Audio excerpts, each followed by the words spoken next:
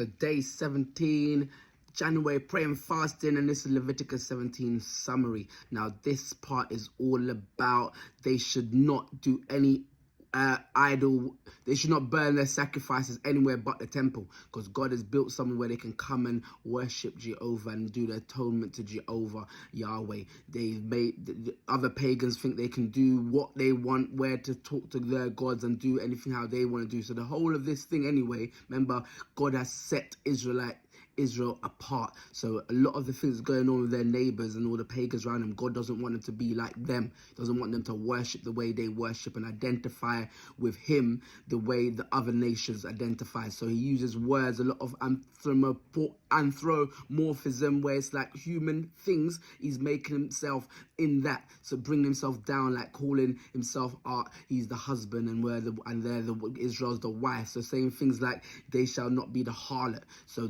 they would have understood that God is referring to them like they are the wife, and certain responsibilities they have, that they shouldn't be going and cheating and going after other gods. It's like they're playing the harlot. It's like they're cheating on the husband who is God and things like that. So they would have understood certain language, and they shouldn't, and they'll be cut off from the community if they were to have gone and done worship in other places. They were meant to do their sacrifices at the altar.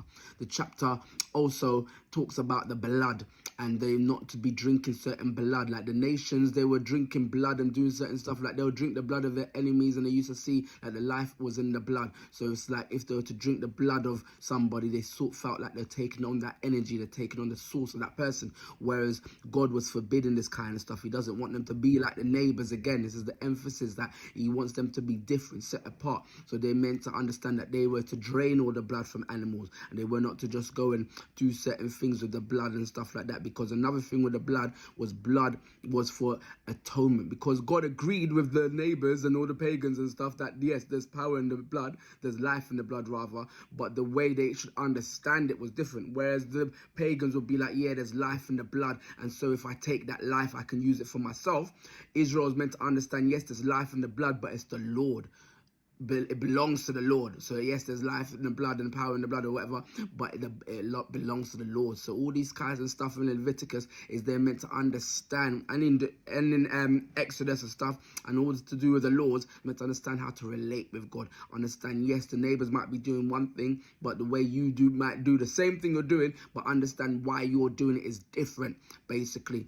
So even with the blood, remember, it's about atonement. God has said in order to make atonement, you need to give blood and the sacrifice for that reason. So if you're there, so that means if you're drinking blood and doing other stuff, it's like you're profaning that atonement. You're making it like it's a simple thing. You're not taking value of the fact that you need blood for atonement. Then you shouldn't be then just thinking you can just drink blood as how you feel and when you feel. So to summarize the chapter, what else did we have? So God established a place for Israel to bring their sacrifice, he said, and an Israelite could not simply follow their heart, their feelings, or their opinions.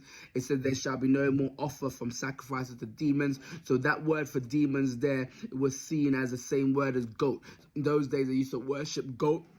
Was more seen like a goat, like God in that sense. It was seen like some supernatural thing. So when they heard that word being used, they would have understood it to be a representative of all types of idols, all types of false gods and stuff like that. The word sair is translated to be wild goats, but it would be like goat gods can rightly be understood as representative of all idols. So then we had after whom they have played a harlot. So we talked about that language they will understand, because the idea was Israel was the covenant wife of Yahweh.